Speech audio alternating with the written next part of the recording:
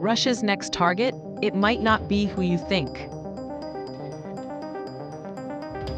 Three of Europe's most powerful leaders just announced they're flying to Moldova, together, on the same day.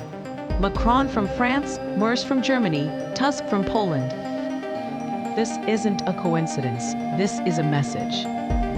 Because while everyone's watching Ukraine, Russia has been quietly setting up their next play. And this time, they might not need tanks. I'm going to show you how Russia is attempting to capture an entire country through elections, why Moldova matters more than its size suggests, and how this could be the blueprint for future conflicts across Europe. What is Moldova and why does it matter? Let's start with basics, because Moldova barely registers in most people's awareness. Moldova, population 2.6 million, smaller than Connecticut, wedged between Ukraine and Romania, one of Europe's poorest countries. So why do three major European leaders care enough to fly there together? First, geography is destiny. Look at a map. Moldova sits directly on the route between Russia and the Balkans.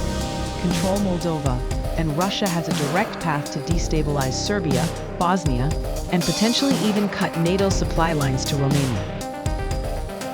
Second, Moldova is a test case.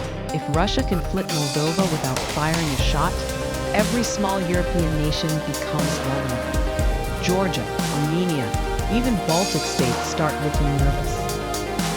Third, Moldova has been trying to join the European Union. There's a referendum happening alongside their September elections. Russia losing Moldova to the EU would be a massive geopolitical defeat. But here's what makes this really dangerous. Moldova is already partially occupied.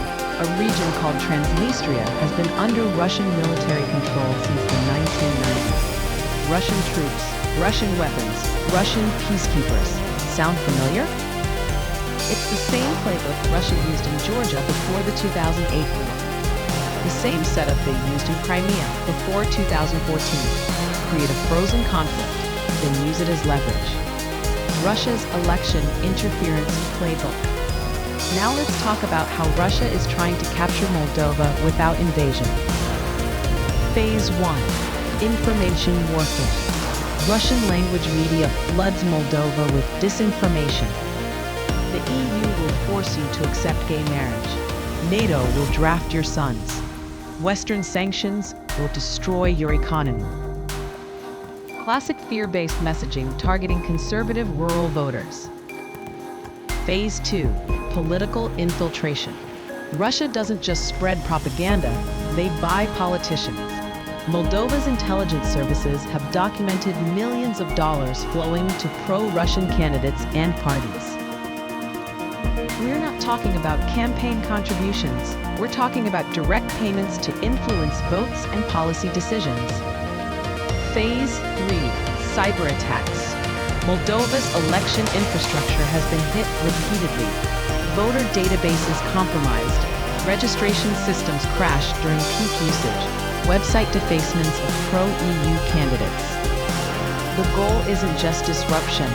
It's undermining confidence in the democratic process itself. Phase 4. Economic pressure. Moldova depends heavily on Russian energy. Russia has repeatedly cut gas supplies during winter months as political leverage. Vote for EU integration. Freeze in the dark. This is hybrid warfare. No tanks, no missiles, but every bit as effective as traditional military conquest.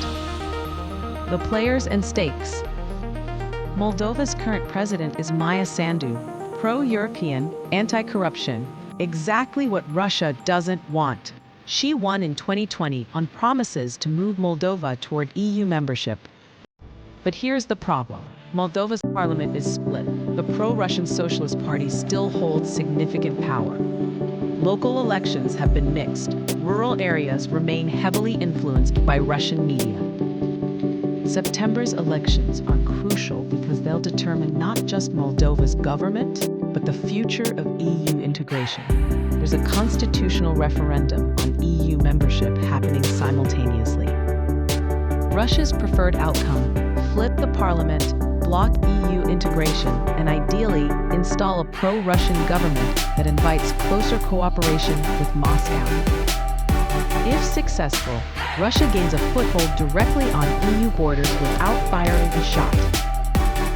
But there's a bigger game here. Success in Moldova validates the hybrid warfare model. Why invade countries when you can simply buy their elections? Other targets become obvious. Serbia, Bosnia, even parts of the Balkans where Russian influence remains strong. Europe's response. Which brings us back to those 3 European leaders flying to Moldova. This isn't just diplomatic support, it's a show of force. Macron representing Western Europe, Merz representing economic powerhouse Germany, Tusk representing Eastern European NATO members who understand Russian threats intimately. The message to Moscow: we're watching, we're invested, try us. But Europe's response goes deeper than symbolism. The EU has increased funding for Moldova's democratic institutions, cybersecurity support, media literacy programs to counter Russian disinformation. Germany has provided energy assistance to reduce Moldova's dependence on Russian gas. Poland has shared expertise on defending against hybrid warfare. They've been dealing with Russian information operations for years. France has offered intelligence sharing and election security support. The subtext: Europe learned from 2016 and Brexit. They're not going to watch another democratic election get manipulated without fighting back. So why isn't this front-page news everywhere? First, Moldova is small and relatively unknown. It doesn't have the name recognition of Ukraine or the historical significance of the Balkans. Second, this is slow-motion conflict. No explosions, no dramatic footage, no clear good guys versus bad guys narrative that drives social media engagement. Third, election interference is complex. It requires understanding cybersecurity, information warfare, financial networks, and geopolitics. Much easier to cover a celebrity scandal or political gaffe. Fourth, Russia has gotten better at this. The interference is subtle, deniable, spread across multiple vectors. Hard to document, harder to explain in a tweet. But here's what makes it dangerous. If Russia succeeds in Moldova, this becomes the template for future conflicts. Why risk military casualties and international sanctions when you can simply buy elections? Every small democracy becomes vulnerable. Every election becomes a potential Russian victory. What happens next? September's elections in Moldova aren't just about Moldova.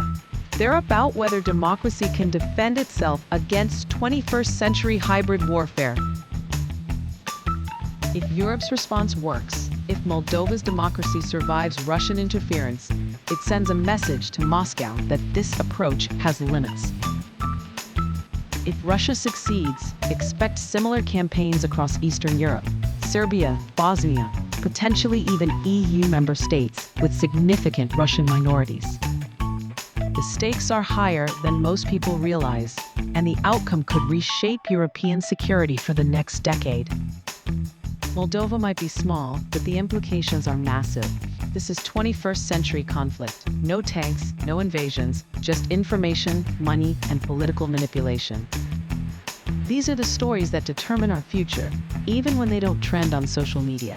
Subscribe to Break It Down 60 for more overlooked stories that actually matter. Because sometimes the most important battles happen in places you've never heard of.